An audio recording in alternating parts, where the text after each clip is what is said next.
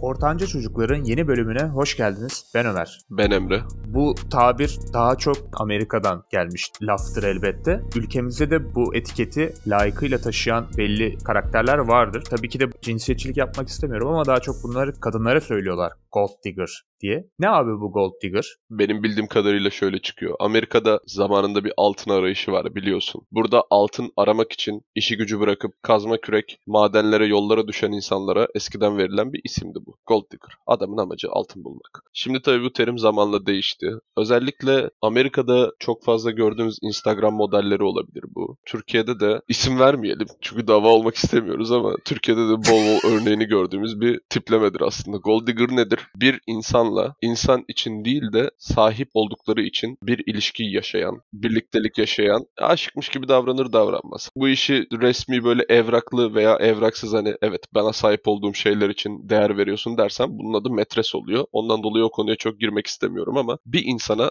öyle hissettirmese de yani direkt öyle söylemese de sahip olduğu şeyler için saygı gösterip onunla bir birliktelik yaşayan insana gold digger denir. Genelde kadınlar bu sıfatı daha çok üstüne alır. Erkeklerden de alan vardır artık günümüz dünyası. Eşitlik. Erkeklerden de vardır ama gold digger kısaca annelerinizin gün sırasında orospu diye bahsettiği kadınlar gold digger olma ihtimali yüksek insanlardır. Escortluk ya da dediğin gibi böyle hayat kadınlığıyla karıştırılan bir kavram da olmaması lazım. Yani benim gördüğüm gold digger'lık şöyle. Birisinin malından o kadar etkilenmek ki onu elde edebilmek için türlü oyunlar, her türlü yolu denemek, en zayıf noktalarından yararlanıp onu kendine aşık edip daha sonra da onun gücünden faydalanmak da aslında diyebiliriz. Tabii ki de hani bu bence tamamen bilinçli yapılabilecek bir şey değil. Bir insanın damarında, kanında olması lazım diye düşünüyorum. Şundan dolayı söylüyorum bunu. Herkes güçlüyü sever. Bunu zaten bir kenara atıp unutup der yani bu insan güçlü, bu adam güçlü, bu kadın güçlü. Ben bunu elde etmek için her şeyi yapmalıyım. Tabii ki de bilinçli yapanı var mıdır? O da vardır. Ya şöyle gold digger'lar demin bahsettiğimiz gibi hani gerçekten böyle para karşılığında derken escortluk veya bir hayat kadınlığını kastetmiyoruz. Mesela X kişisi var. X kişisi bir insanda baktığı şey mal mülk paraysa buna gold digger diyoruz. Hani insanın ne bileyim tipi olmak zorunda değil. Şimdi herkes ilk hoşlandığı sırada birinden bir sebepten dolayı hoşlanır. Genelde kendine 10 üzerinden bir puan verirsin. Minimum o puanda birinden hoşlanırsın. Atıyorum ben kendime 10 üzerinden 7 veriyorum. Bu mantıkta baktığın zaman 10 üzerinden 7'nin aşağısında gördüğüm bir insanla birlikte olmam. Hani bu insan da şöyle düşünüyor. Aylık maaşı şu kadardan fazla olsun veya işte arabası şu olsun gibi böyle maddi varlıklara daha çok önem veriyor. Çünkü hani bu maddiyatın getirdiği refahı seviyor insandan daha çok ve bu rahatlığı istiyor. Buna yönelik kendine yatırımlar yapıyor aslında. Mesela ne yapıyor abi? KYK'dan kredi alıyor. O parayla salona gidiyor ve marul yiyor sadece. Zayıf kalıyor atıyorum. Mesela kitap okumak yerine zihinsel gelişim yerine fiziksel gelişime daha fazla önem veriyor. Çünkü karşıdaki zengin insanın buna önem vereceğini düşünüyor. Daha çok manipüle etme taktikleri, insanları etkileme tarzı şeyleri de okuyor olabilir. Ya etkilediği insan grubu önemli burada. Sonuçta altın arayan bir insan olduğu için altına sahip olma ihtimali daha yüksek insanların peşine düşüyor. Kaliteli bir dedektör lazım. Tabii ki de. Onların dedektörleri aslında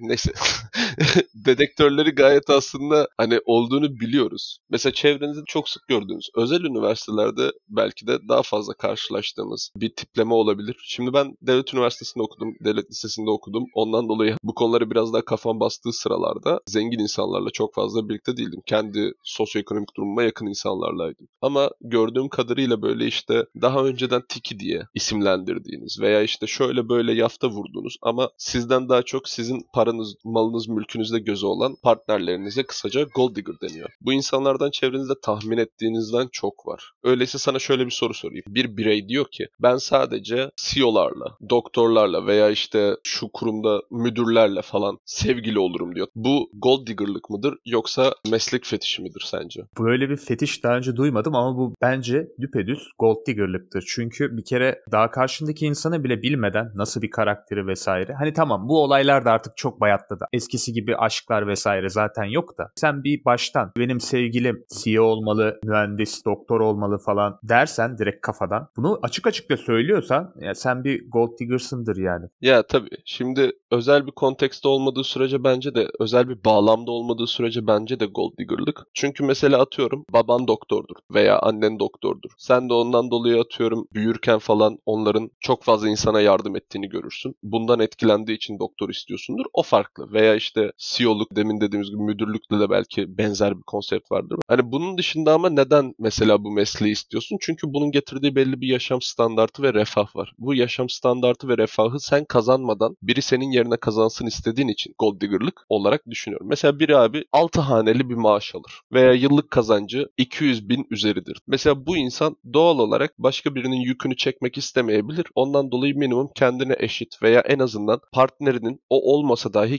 kendine yetebilecek olmasını ister. Bu doğal bir şey. Ama sen de atıyorum kendi kendine bakamıyorsun. Bu refahı sağlayamıyorsun. Elinde olan şey güzelliğin, yakışıklılığın veya işte fiziksel ve mental anlamda tatmin edebilme duygundur. Sadece bunlara sahipsindir herhangi bir sebepten dolayı. Geri kalan her şeyi onun halletmesini istiyorsan bence gold digger'lığa girer. Parayı X kazansın, parayı karşımdaki kazansın, ben tatile gideceğimiz yerleri seçeyim diyorsan gold digger'sındır. Partnerimin parasıyla yaptığımız tatillerden fotoğraf atayım ve böylece takipçim artsın ve bu artan takipçim sayesinde belirli sosyal medya sitelerinden reklam alayım diyorsan bu influencerlığın başlangıcında bir gold digger'lıkla çok benzerliği var aslında baktığın zaman. Neden bu hayatı istiyorsun? Biri refahı kazansın istiyorsun. İki kişinin refahını bir kişi kazansın istiyorsan minimum. Sen abi mental olarak benim gözümde gold digger'sın. Özellikle zaten dünyada ataerkillik hakim. Hani böyle bir yerde gold digger'lığın olması da zaten çok şaşmamalı. Çok güzel bir tespit. Birisi bu kadar şeyleri zorlarken diğer tarafta başka şekilde hani ona ortak olmak zorunda hissedecek kendini. Öyle bir sistemde gold digger'lığın olmasında tabii ki de güzel bir şey değil ama olmama ihtimali de yoktu yani. Mesela ben kişisel olarak konuşayım yine. Genele konuşmayayım ama benim mesela karşımdaki insanda etkilendiğim en önemli şey kendi kendine yetebilmesi ve hayallerinin olması. Ben olmadan da kendi başının çaresine bakabilecek bir insan istiyorum ben. Aslında bu çok yüksek istenecek bir şey değil. Ama ülkede çok zor değil mi gerçekten? Kendi kendine yetmek falan. İlla ilişkideysen bile çoğu zaman ya sen onun bebek bakıcısı oluyorsun ya o seni böyle çekip çevirmen falan gerekiyor. Kendine yetememezlik durumu var. Ülkede kendine yetememezlik durumu aslında çok yaygın ve insanlar sürekli aslında bir şeyleri suçluyor bu konuyla ilgili. Atıyorum X bölümünü okudun, iş bulamıyorsun. Neden? Bu bölümü okuyan çok insan var. Fark yaratman lazım. Farkı yaratamamışsın. Fark yaratan birinin yarattığı farkın üzerinden hayatını idame ettirmek istemek gerçekten çok sinir bozucu ve sıkıntılı bir şey bence. Ondan dolayı ben genelde bu gold digger tiplemesini çok sevmiyorum. Ben olmasam kendi kendini idare ettiremeyecek bir insanla kendimi birlikte göremiyordum. Şu an öyle bir derdim yok tabii ki. Ben aradığımı buldum sonuçta. Darısı sizin başınıza ama dediğim gibi yani bu gold digger tiplemesi çok yaygın. İşte eskiden kalma bir söz var aslında. Yok işte öğretmen olsun, mühendis olsun, doktor olsun ona kız verelim falan bilmem ne. Hani aileler de eskiden evlatlarını bir gold digger'la itiyormuş baktığın zaman bu bağlamda. Neden olsun abi? Mutlu olmaları lazım. Kendi kendilerine yetebilmeleri lazım. Önemli olan şeyler bunlar. Kendi kendilerine yetebiliyorlar mı? Evet. Mutlular mı birlikteyken? Evet. Ondan sonra bir hayat kurabilecek bir potansiyelleri var ve bunun üzerine gidiyorlar. Aslında hani bu şekilde olması lazım. Ataerkil toplumlarda da hani gold digger'lık olması dediğin gibi çok saçma gelmiyor. Ama artık bu ataerkil toplum yapısının değiştiğini de görmekteyiz. Çünkü hani bu konuda Atatürk'ün hakkı yenemez yani. Bu konudan bağımsız olarak şunu söyleyeyim. Kadınlara imrendiğimiz ülkelerde verilmeyen hakları ilk veren bir liderin ölmüşken arkasından sövebilecek bir kadınsanız mesela siz değer, kadir, kıymet de bilmiyorsunuz. Mesela sizin gold digger olmanız beni çok şaşırtmaz. Ataerkil toplum yapısı değiştikçe kalan bu gold digger'lar benim garibime gidiyor. Abi hani bir şeyler yap. Bu hayat çok acımasız. Bunu defalarca yeri geldiğinde konuşuyoruz. Her an sahip olduğunu sandığın her şey elinden kayabilir ve bunların hiçbirine ilk başta sen sahip olmadın. Sen başarmadın. Nasıl başaracağını bile bilmiyorsun. Nasıl başaracağını bilmediğin için düpedüz açıkta kalacaksın. Karşındakini etkilediğin o güzellik, yakışıklılık vesaire geçici. 40 yaşından sonra sokakta kalmak böyle bir potansiyelin olmaması lazım insanda. Hani çünkü burası Türkiye ya, herhangi bir deprem olur, sel olur, bir şey olur. Benim bir tanıdığım vardı. Benzin istasyonu olan Karadeniz'de. Heyelan benzin istasyonunu yıktı. Ellerindekinin %95'i sabah yoktu. Bu çok doğal bir şey. Bazı şeylerin önüne geçemezsin. Ondan dolayı bu gold digger kafasından çıkmamız lazım. Bireylerin kendilerini geliştirmesi şart. Bu sosyal medyanın sevmediğim yanı bu mesela. Bireylerin kendi içine doğru kazması lazım aslında. Öyle. Sosyal medya ile ilgili sevmediğim tek şey bu herhalde. Yani çünkü insanları belli bir şeye özendiriyor. Abi sen bunu nasıl elde ettin? Başkalarını özendirerek. Yarın öbür gün